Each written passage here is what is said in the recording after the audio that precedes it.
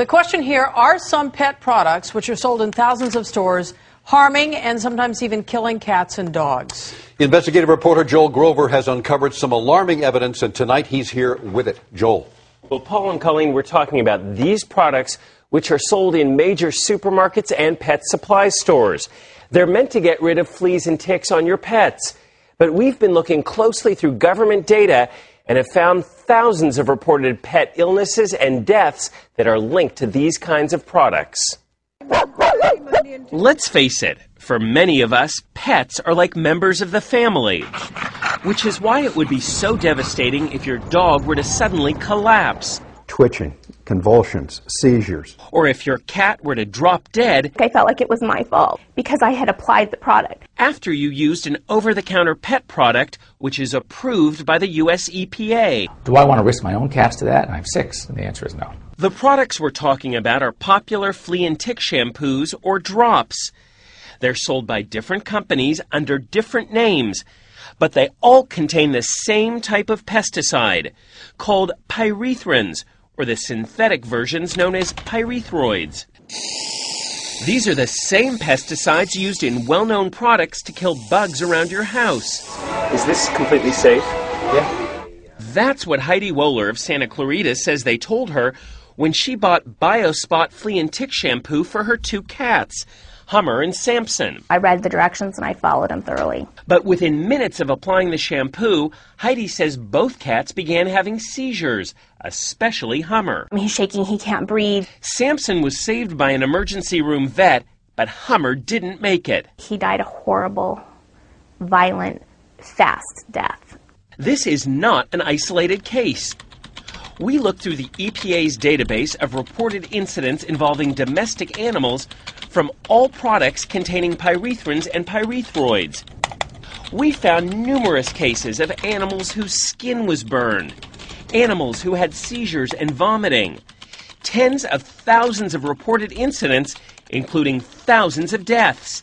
Even the EPA admits it's not sure how many thousands of animals have been harmed by these pesticides. If they're on the shelf in a grocery store or a drugstore, you assume that that's been tested and is fine. But things weren't fine when Rich Parsons of La Quinta applied Hart's flea and tick drops to his dog Duffy.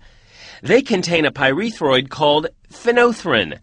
The following day, Duffy was having seizures, and 2 days later he died at this animal hospital. This was not a pleasant death. This was really a devastating loss for us because he just meant the world to us. In fact, there are entire websites where pet owners report illnesses and deaths after using products containing pyrethrin and pyrethroid pesticides. How's he doing? Good. Yeah. Well-known veterinarians like Dr. Jeff Werber of LA say a certain percentage of pets have adverse reactions to these products. We do know that some of these products can be toxic. We don't necessarily know to what degree. That's why so many vets and groups like the Humane Society are speaking out against these products. There are absolutely safer alternatives generally across the board. But these companies all insist their products are safe. It's unconscionable. It's unacceptable. When Rich Parsons' dog Duffy died, his vet wrote that it was a reaction to the insecticide in the Hart's drops that contributed to the dog's death. But Hart's brought in its own experts to review the case, and they denied any responsibility, blaming Duffy's death on underlying health problems. He's a perfectly healthy cat. And when Heidi Wohler's cat Hummer died, her vet wrote that based on the cat's symptoms, the pyrethrin in the BioSpot shampoo contributed to Hummer's death. BioSpot paid for an autopsy, which we asked Dr. Werber to interpret. Is it possible the shampoo contributed to this cat's death? I think it's highly likely there was a contributory factor to this product and this cat's demise. It needs to be taken off the market. Still, BioSpot's parent company told Heidi in a letter, "We don't believe Hummer's death was a result of using our product." But they never did explain why the cat died. Pets are part of our family, and he trusted me.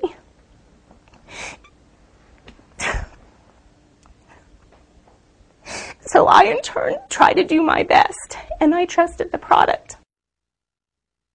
The U.S. EPA tells us it has now begun a major review of these flea and tick products to make sure they're really safe. The EPA could end up taking action, such as requiring new labeling or even pulling certain products from the market. As for the companies in our story, they all claim their products are safe when used as directed. Hartz also told us its flea and tick products have the lowest number of reported adverse events compared to other brands. And Sargent says it is constantly looking for ways to improve the safety of our products. You can read the full statements from these companies on our website, nbcla.com.